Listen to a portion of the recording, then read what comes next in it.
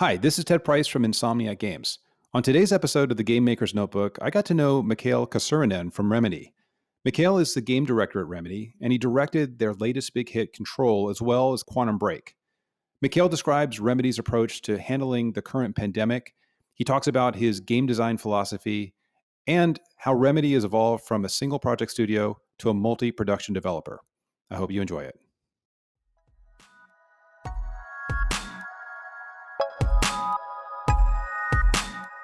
Welcome to the Game Maker's Notebook, a podcast featuring a series of in-depth one-on-one conversations between game makers providing a thoughtful, intimate perspective on the business and craft of interactive entertainment. The Game Maker's Notebook is presented by the Academy of Interactive Arts and Sciences, a member-driven organization dedicated to the recognition and advancement of interactive entertainment.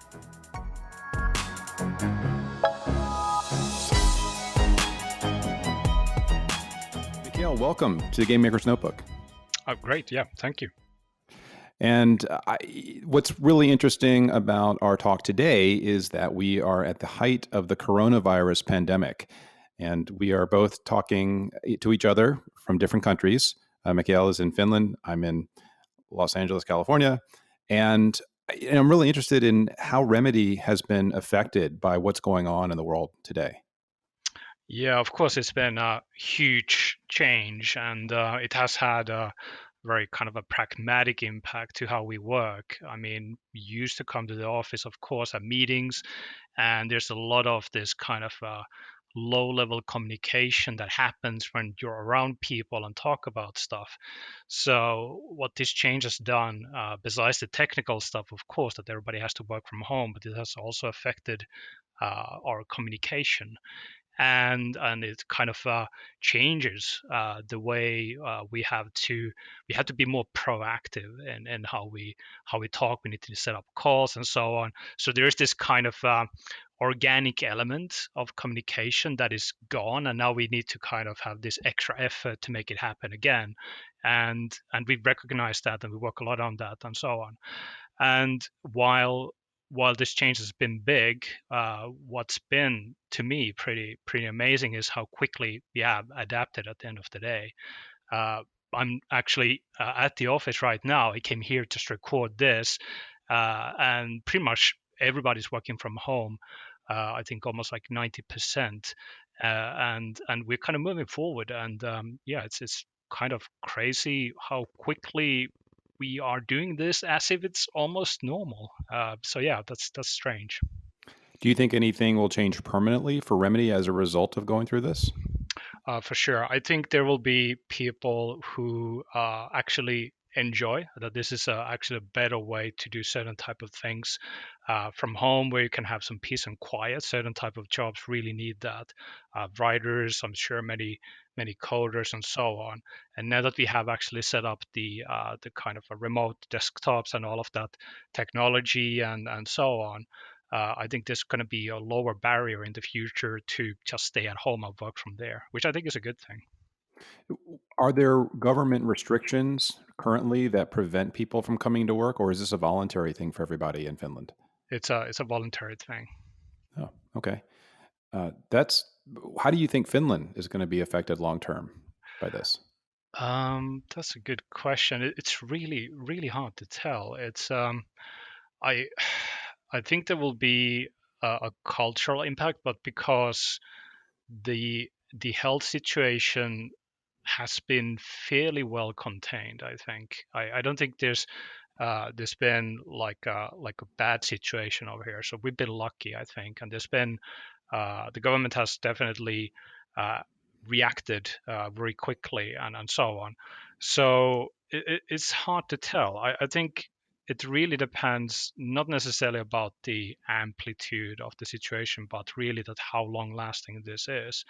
And we'll see. I really don't know. Do you think that our games industry is going to evolve maybe positively or negatively as a result of this? I think now that I think about it, I think many there exists a lot of indie studios already out there that basically everybody works remotely, that they don't even have an office. And it's been a natural thing for me for the last 20 years to go to the office and work from there. But I wouldn't be surprised if there's a kind of a new generation of game makers out there, that this will become a norm. Like this is how they're used to working maybe already, and maybe it will be a more common thing from now on, that many studios widely will work remotely and from home. And yeah, I wouldn't be surprised by that at all. Well, you bring up an interesting point. Since you've worked for 25 years doing things in a certain way, I have too. I find that people who have been in the industry for a while take for granted that face-to-face communication is essential, physical face-to-face Hmm. communication. But I know that what we found is that, ironically, Zooming or using Teams or any kind of video conferencing creates a face-to-face communication in a very different way, but one that we can't experience in physical meetings, because you're actually literally seeing every single person's face at the same time. So you pick up, even we find, at least, you pick up even more emotional cues and have a different type of connection. Yeah, absolutely. And there's even in kind of one-on-one calls, there is this interesting intensity is probably the wrong word, but there is this different way that you pay attention when you kind of talk to a person on your monitor. I don't know what changes, but there's something different there that I'm having a hard time putting my finger on it. And it took a while for me to kind of realize that it was different. And somehow I think there is like the atmosphere that you have in the office. It's a bit more kind of a noisy and complicated. A lot of things happening. People walk into the room. A lot of things are going on as you talk with somebody else. But when you have this conference call, you're just in your study. You have the monitor. It's just kind of you and him, and there's a certain kind of focus, I think, in the discussion. And it's been interesting. I've been having like all day calls, and you kind of you kind of feel almost a bit drained after doing it for a while, because there is that this is additional energy to the situation that is going on. But I've noticed that it actually, in a way, makes it more efficient. There is certain kind of uh, I don't know what it is. It's just it's interesting. There's like it's more cohesive somehow compared to us sitting at the office on kind of easy chairs and so on. So there's something different about it that I think is it's yeah, interesting. I think you're right. I'm glad you brought up the point about feeling drained after a day of Mm, video calls. I feel the same way, and I know that other insomniacs I've talked to have felt that too. And I think you're exactly right. It's that intensity. You're sort of on stage, right? When yeah. you're talking to somebody else who's on a screen in front of you versus sitting in a room full of people. That's interesting. Well, I guess I'm also looking forward to seeing how the industry changes, potentially policies or approaches, or how big game companies evolve to support this down the road. More work from home. Yeah, and there's also, I mean, when we look at these really big studios where already a game is built by a number of different studios, and I'm having even a sometimes hard time kind of seeing how it's even possible that these things come together, because it can get so complex, so massive, these different workloads. So in a kind of a macro level, there is already this kind of in a strange way, like the separation of work that happens into a big project, into multiple different studios, and like it's kind of happening now in a micro level where people kind of detach from each other and go home and work from there. So there's this kind of layers and layers of that going on. What do you think it changes for somebody like you who is running large teams? It's tough for me because what I'm used to doing is when we're at the office, a huge part of my day is to like talk, like connect with people, and I care a lot about how people are thinking, what they're working on, and kind of want to understand. And a huge part of that is that sometimes you use a whiteboard, sometimes you sit down at the workstation and look at something, or like use some kind of a physical element that allows us to communicate, right? And in the absence of that, I noticed that there is this additional this kind of barrier that kind of has appeared in this situation, and it's less organic. It's harder for you to improvise in a situation and say, how about this, and should we do that?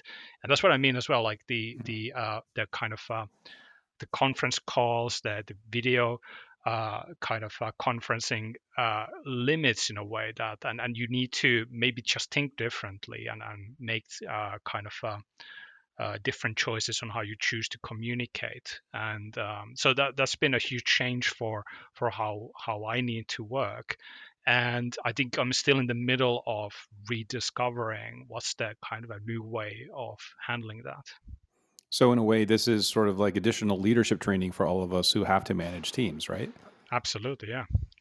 So and I'll just, this is the last thing I'll talk about on the subject, but I don't know if you've seen this, but in calls where there are a whole lot of people who are participating in a video conference, I find that speech patterns are different, and there's a different style of communicating that just doesn't exist in person, and it's subtle, but it's like we're all learning a new rule set about Mm. how to talk. Have you experienced that?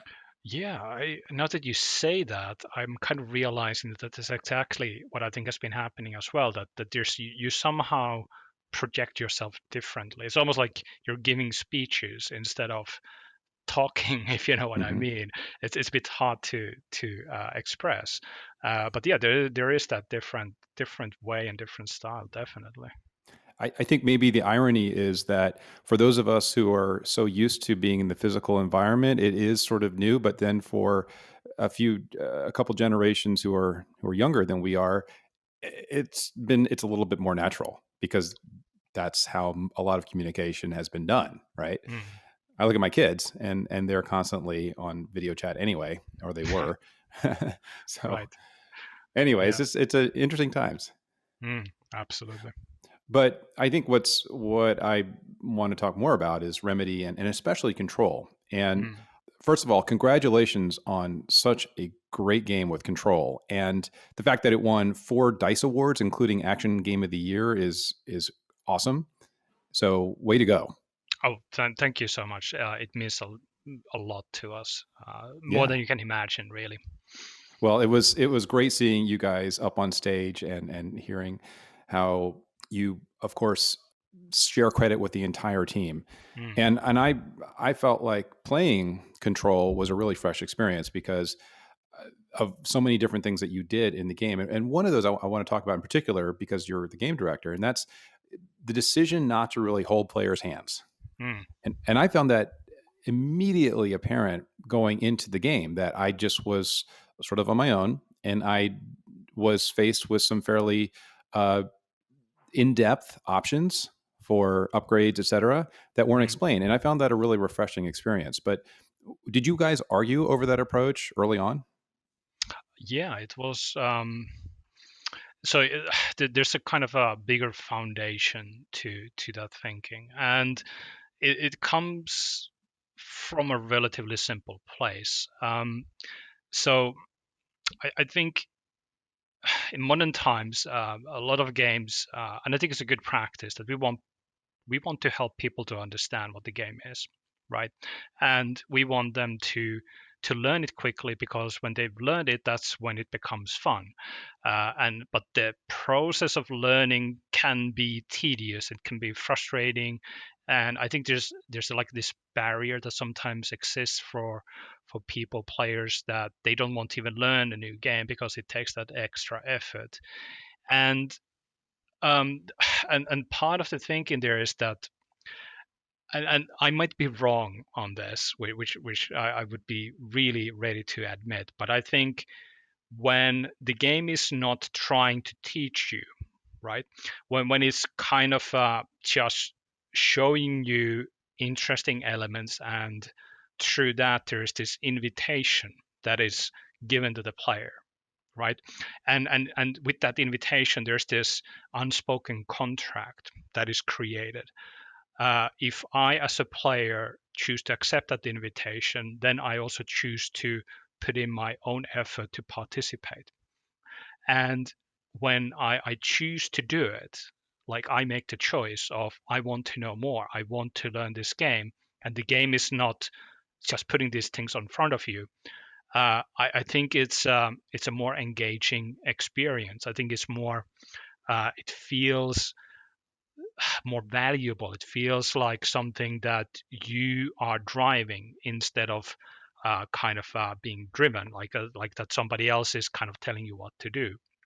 And through that, I think the experience becomes compelling. And then part of the experience of learning the game is also about learning about the world, learning about what's going on, what are the rules, and then those rules themselves are part of the experience. um, I, it's kind of can be it's simple, but at the same time kind of complicated, and there's a huge risk, of course, involved with that. And how do you find the right balance? Because you want people to have enough kind of be able to see enough elements in there that so that the invitation works, that it's like it's enough so that you just don't feel like, oh, I'm not even interested in the first place. But anyway, that's the kind of thinking there. And through that, uh, we kind of uh, sneakily introduce certain kind of elements, and then as you go through the world, as you do things, you kind of learn them, but it has to come from the player's own volition. Well, you mentioned there's a huge risk in doing this. So how did you mitigate that risk? Testing, and I think there's a point where you need to be able to take that leap of faith. I knew with what we were doing that it's going to be divisive. I had no doubt about that. I knew that that's going to happen. But what was important to me was that we do something that has the courage to stand apart.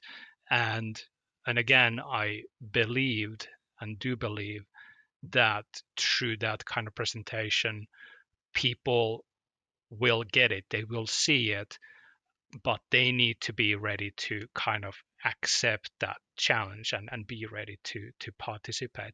So there wasn't really any big clear mitigation plan. I think it was micro decisions here and there. Initially, we didn't actually have a map either. My initial idea for the map was that you have to actually find in-game maps, like posters on the wall, for instance. And once you find them, you will see roughly where you are and what is the kind of nearby environment, and navigate from there. But it turned out to be a relatively complex problem to solve, and we would have to create a lot of different assets, and sometimes it was hard to justify the idea of a map if you're in an alternate dimension and so on. So sometimes it kind of became a bit too complicated to pull off. And so we kind of ended up like, okay, let's kind of just do that. Let's have a map, but let's do it with the way where we don't, spoil the experience through the map. The map is a tool for you to allow you to understand your relationship with the world, and kind of leave it at that. Interestingly, we got a lot of feedback of the map that it wasn't communicating enough, and that's exactly. I was a bit worried about that, because I knew that the moment we put in a map, we can't. It's like giving your little finger to the devil, that it will escalate into like that people hold on to that, and then that becomes the thing that they will use. And what's a shame about that, and the reason why I hesitated even with the map, was that to me, people too often, like when they kind of jump into the worlds that we create, they focus more on the tools that we give them than into the substance of the world, right? And a huge part of my goal with Control was to create a world, and the world is your guide in a way. Sorry, it sounds pretentious, but it really, to me, would be a way for people to pay attention to the world, and through that I believe that they would have a more deep and rich experience, that they find things that they wouldn't otherwise. If there's a quest market that just tells you where to go and what to do at any given time, that becomes the game, instead of you just being in this world trying to find your way through that. So in a way, it is about immersion, and less about this feeling of here's a task for you that you need to do, and it's more about, hey, you're in this world, and it's up to you to choose how you go through it, what you want to focus on, and so on. So it's about agency at the end of the day. I think that came through really well in the game, and but I am glad you included a map. I think I would have had trouble without it.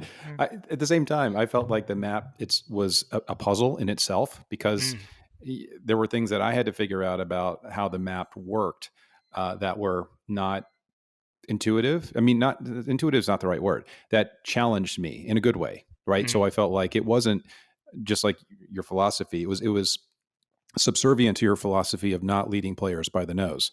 And so I really liked how it felt like it fit in that philosophy, and that sort of unspoken philosophy.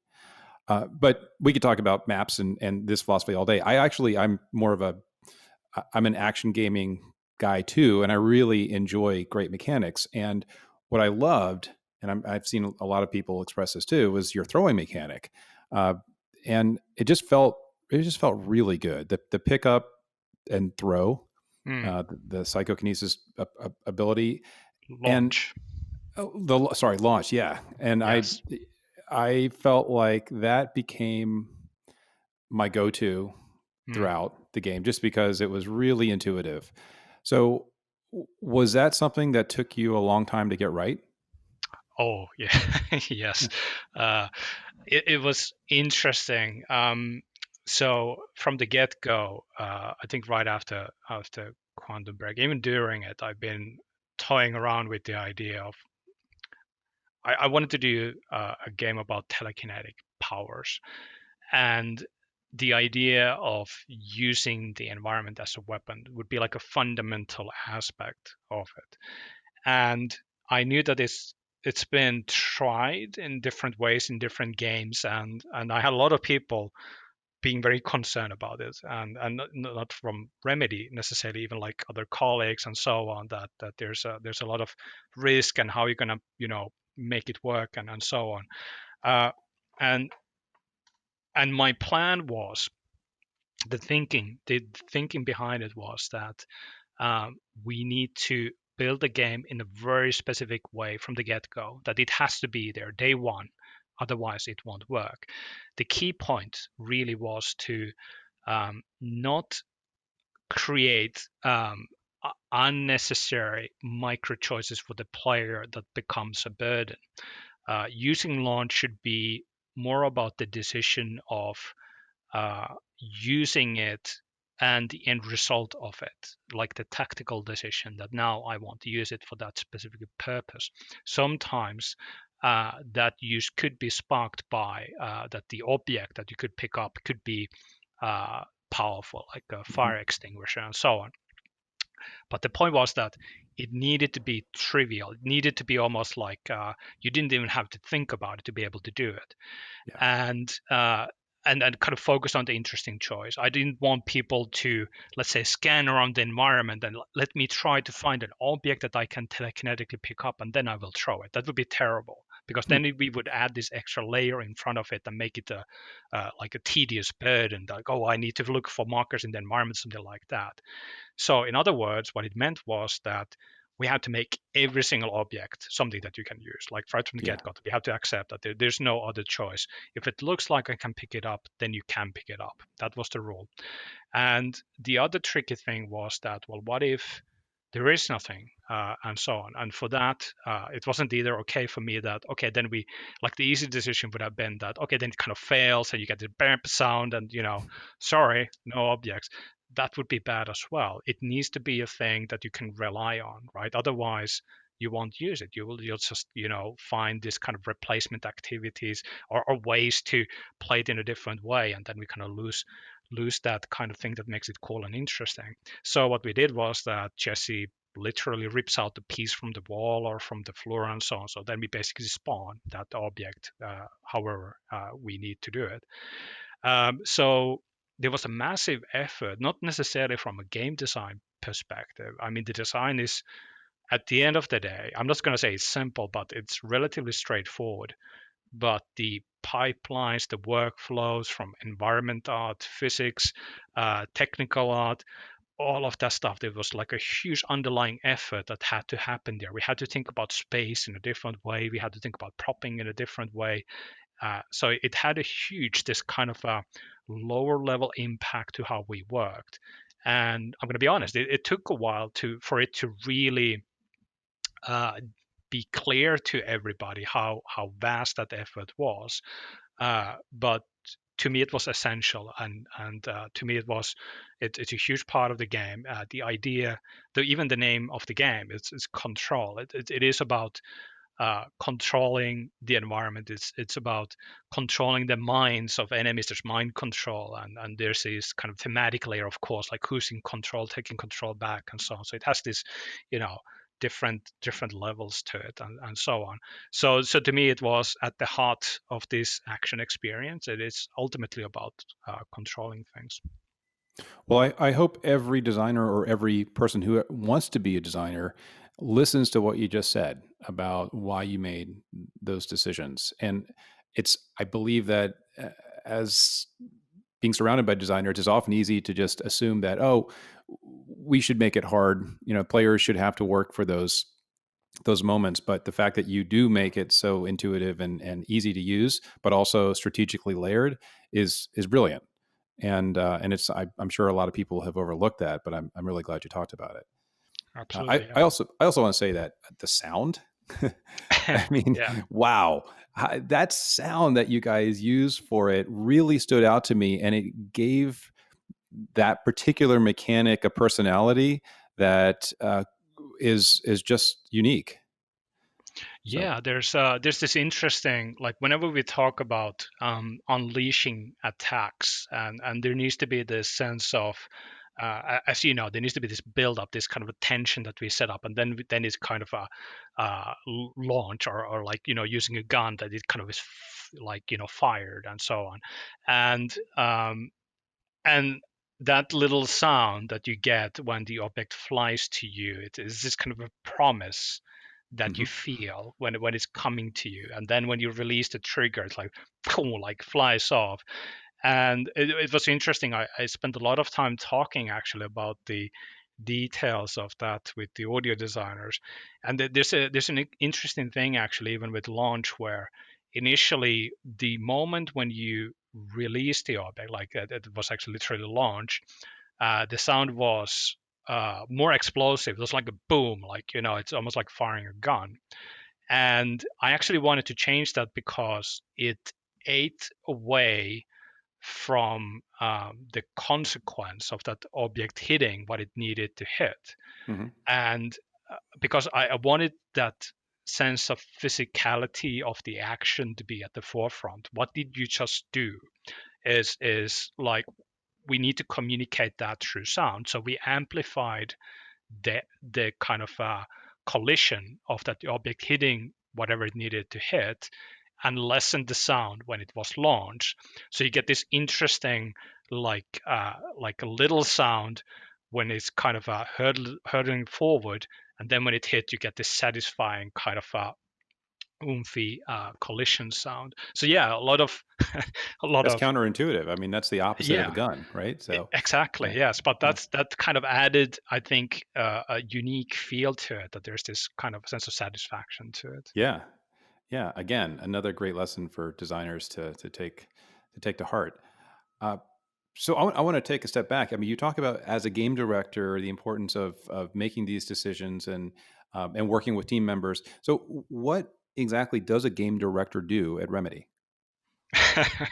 That's a good question. So my answer is not going to be direct. I'm sorry about that. I think every single director defines how they want to work, what they want to focus on. At the end of the day, we all have strengths and weaknesses, and I think it's up to the director to find the right way to deal with them and then find the right way to work with them. Sometimes I think any director needs to be a mature person, and understanding themselves is crucial. And then you find the right people to support you, to assist you, and so on. And through that, you establish uh, a creative communication pipeline, basically. You find the right people to work with, and you delegate the things that you need to delegate, and you kind of take it upon yourself, the things that you feel like are crucial in the experience, and deal with them more directly.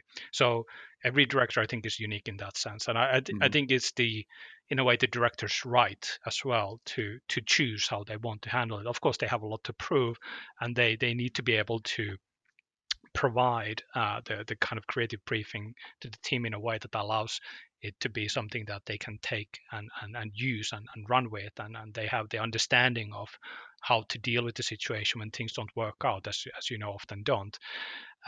So at Remedy, I think it's an interesting question also, because we have Sam Blake, for instance, who has amazing amount of experience in the industry, and he's the creative director of the studio.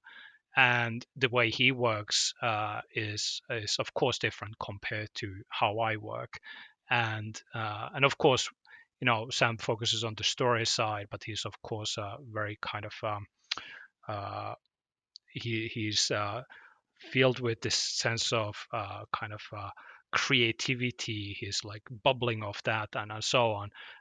Whereas I'm more from kind of a game designer's perspective, and he's more from the writing perspective. So different kind of a starting points. Um, so but overall, I think the responsibility, if you kind of take a step back and kind of don't look at the person and the kind of bullet point list of what they're supposed to do, and look at their role within the studio, we have one game director per project, and that person's job is to basically be the evangelist of the vision of the game.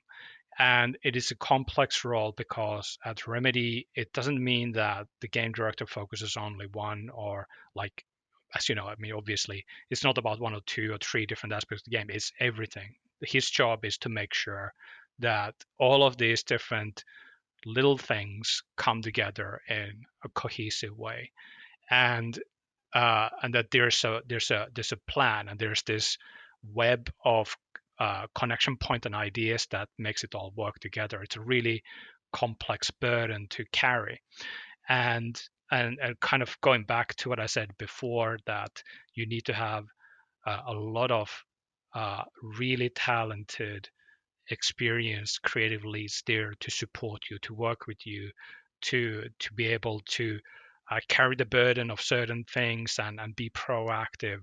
And to me, the best moments actually usually are when I talk about the thing that we want to achieve with the game, and give write a creative brief, go through it, have a meeting. And usually what I always want to do is to give the lead a bit of time to process, to internalize and think about it, and to come back. And when I say coming back, I mean not like, okay, this is the plan on how to do it, but more like they have a creative kind of a process where they think about from their perspective, and see if it actually works as a total package. And they might come back with an iteration on that idea, on that concept, on that brief, where they take it to the next level. But that I felt like this kind of didn't fit and work, so I was thinking that maybe this would be better. And it's brilliant when they do it, and when they come back, that works even better. And usually what it leads to is like 3 or 4 interesting positive consequences to the other areas of the game.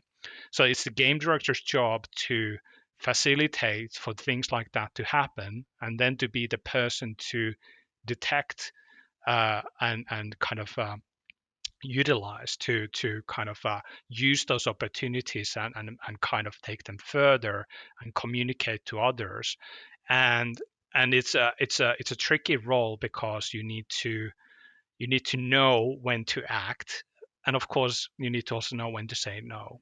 Hmm. And that's tough. And it's one of the toughest things to be the person that says no. But it's definitely a part of the job, an extremely important part of the job. And ultimately, you're responsible. You're responsible for it to come together. It doesn't matter what are the reasons for your choices, and you might choose to believe certain people, and you choose to take your kind of decision based on whatever you need to kind of do, and you make your choice. Ultimately, it's on you, and so on. So yeah, it's a kind of a complex web of many different elements that I think belongs to that job. Sorry, that was a bit of a Well, rambling answer. oh, it's a great description. And would you say that that approach is an analog to Remedy's overall culture? um, I'm not sure. It's definitely been mine. So I I was a game director for the first time at Remedy with Quantum Break, and with Quantum, I joined a bit kind of a late. I was coming back from Sweden. I was working at Dice before that, and I don't think we've had a game director at any project until that moment. In Alan Wake, there wasn't a game director. I was a lead game designer in Alan Wake, and Sam was the creative director. And we never had that role, I think, defined until Quantum Break. Now now we are a multi-project organization. We have a number of different things going on, and now it's part of our kind of a basic principle that there is a game director and he's responsible for the creative vision and execution of the game. And so yeah, it's actually a relatively new thing, I would say. Well, given that Remedy has moved from a single product company to having multiple products happening at the same time, that makes a lot of sense, Hmm. right? And just speaking of that, how has Remedy evolved over the last few years as it's grown significantly? Yeah, it's been I think necessary in many ways. After Quantum Break, it was clear that we needed to evolve from like a studio that puts everything into one project, and especially considering the type of games that we do, linear story-driven games, and so there's this risk attached to that immediately. Risk to, I mean, as in it's a hit industry, right? And you take a lot of risk with when you do just a single project and so on. So it was a necessary change, and and it's of course always tough to kind of change from a studio that has always had this kind of a clear focus on doing one thing at a time, and changing that thinking is hard. Um, we need to rethink how we approach our tech. Before, tech was built specifically for the project, and that was it. Now it needs to be more generic. Now it needs to serve multiple different purposes and so on. So we had to change the way how people work. We had to change how we look at tools, and of course it's an interesting balancing act where we look at different projects and kind of try to see what is the spectrum of options that exist to us as what kind of games can we even do or want to do. And those are actually interesting. Like those are two different answers probably to those questions. And there is this effort, I think, that is happening right now where we are looking into what kind of games do we want to do. And then there's this evolution happening, and it's always going to be a bit behind, where we adapt and grow and change the way we do things. We upgrade our tech and so on. With Control, I'm not sure if people are seeing that, but there was a massive change in how we worked, how we approached the game world.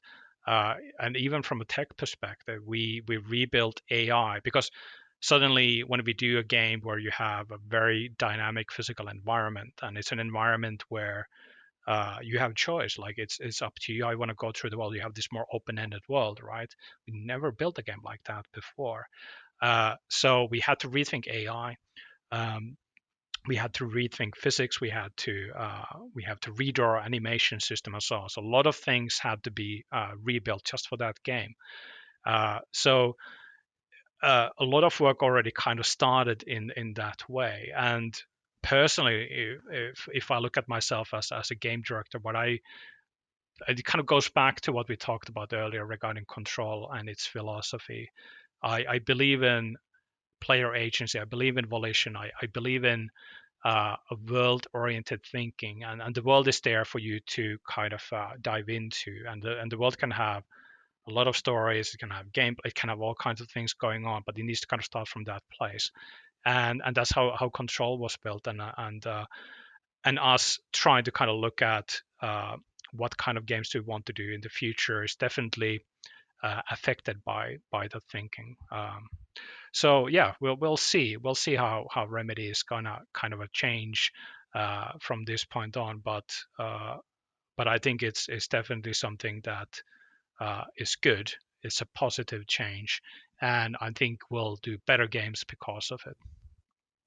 That makes a lot of sense. And with all of that internal evolution, is any of it influenced by being a public company?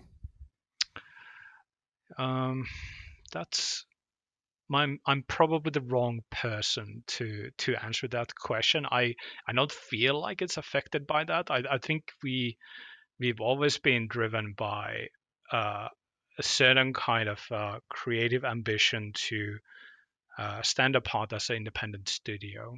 To me, it's a strength. It's a value. It's a thing that we should hold on to. That um, we are creatively independent, and um, and to me, that's what makes us in a way.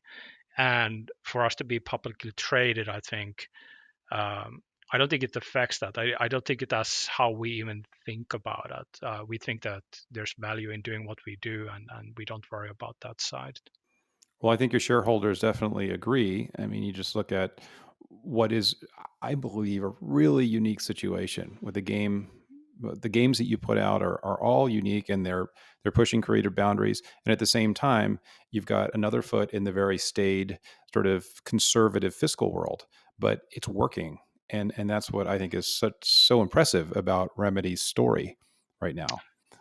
Absolutely, and I think maybe it is partially that I think there's a certain kind of how would I put it? It's hard to find the absolutely right words for this, uh, but we've been around for yes over 20 years, and we there's this kind of body of work that we have created, and this DNA exists, and I think everybody here recognizes the immense value of that. And I don't think it's kind of within our fabric of who we are. And I don't think the that shareholder aspect would even be able to affect that in a way, at least not quickly.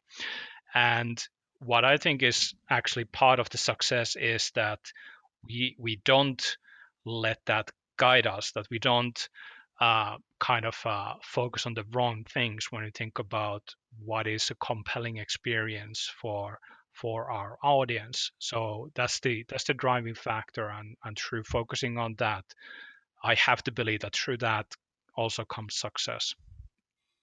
Absolutely. And so let me just take a step away from the corporate world and just ask a couple personal questions for you. As you look ahead to this next year, where we have a lot of things happening in the industry, what are you most excited about as a player? Oh, as a player, Yeah. oh yeah, I mean, there's definitely a lot of things going on. I mean, one of the I stopped by a Naughty Dog last year, and talk with Neil and a bunch of other game directors there, and so on. There's something really special about that studio, and how they work, what they do, and it's exceptional. And I think Last of Us 2 is gonna blow our minds. I think Hmm. in what they do, and what amazing about that what they do is that there is this kind of uncompromising feel to it. With that comes, of course, I'm sure, a lot of, let's say, challenges as well, and it's definitely a tough process for them to follow.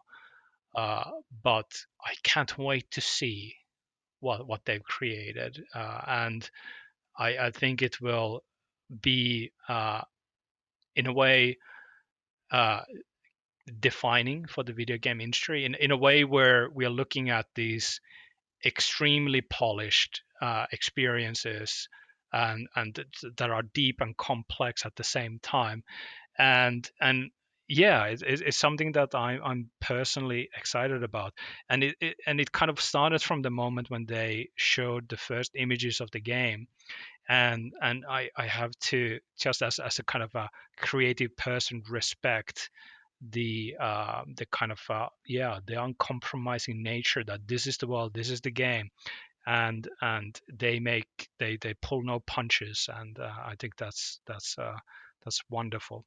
That's the kind of easy answer. Of course, I'm not probably the only one who is really expecting like Last of Us 2. Um, but but yeah, that's definitely at the top of the list. And I'm right there with you on that oh one. yeah, Yeah. and then there's this other side of me is really excited to, like every year there are games that come out that just surprises everybody. Unnamed Goose Game. It's just, or sorry, Untitled Goose Game. Sorry, is the name.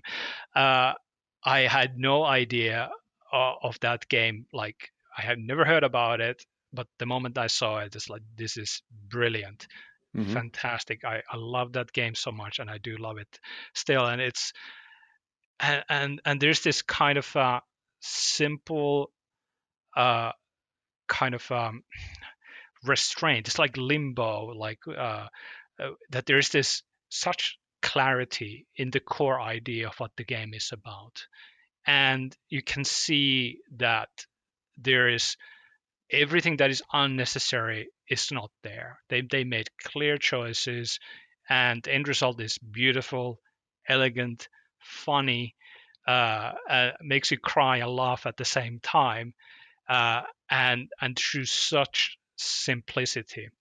And every year it happens that a game like that comes out, and I didn't expect it, and I'm sure that's going to happen again next year. Disco Elysium, one other game, Mm-hmm. amazing experience, and I didn't expect that game, and it did happen.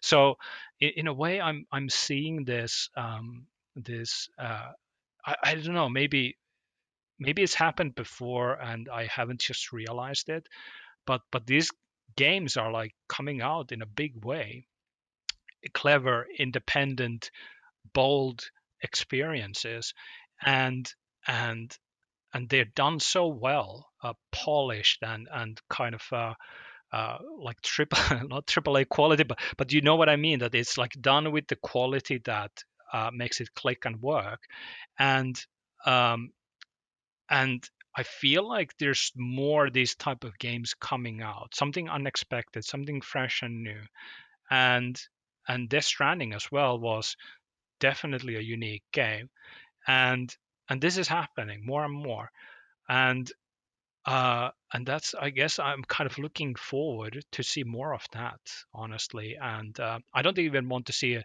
Untitled Goose Game 2 from House. I want to see them come up with something entirely different and crazy. I want them to be creative and not ride on the success of that. I want to see what else they can come up with, and I wish to just see more of that than, let's say, sequels to games that we've already seen.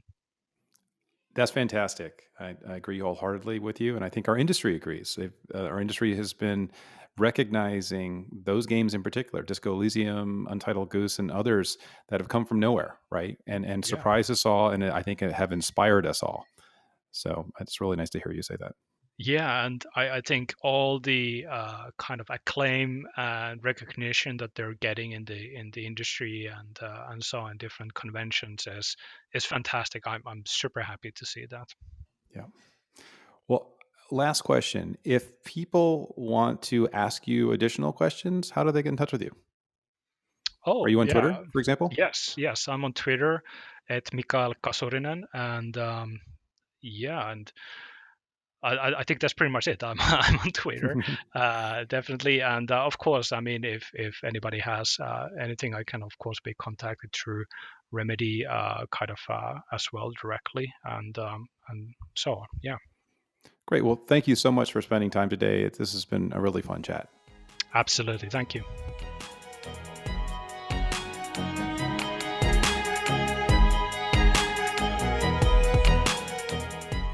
Thank you for joining us for the Game Maker's Notebook. For more information on the Academy of Interactive Arts and Sciences, our podcasts, and our other initiatives, please visit www.interactive.org.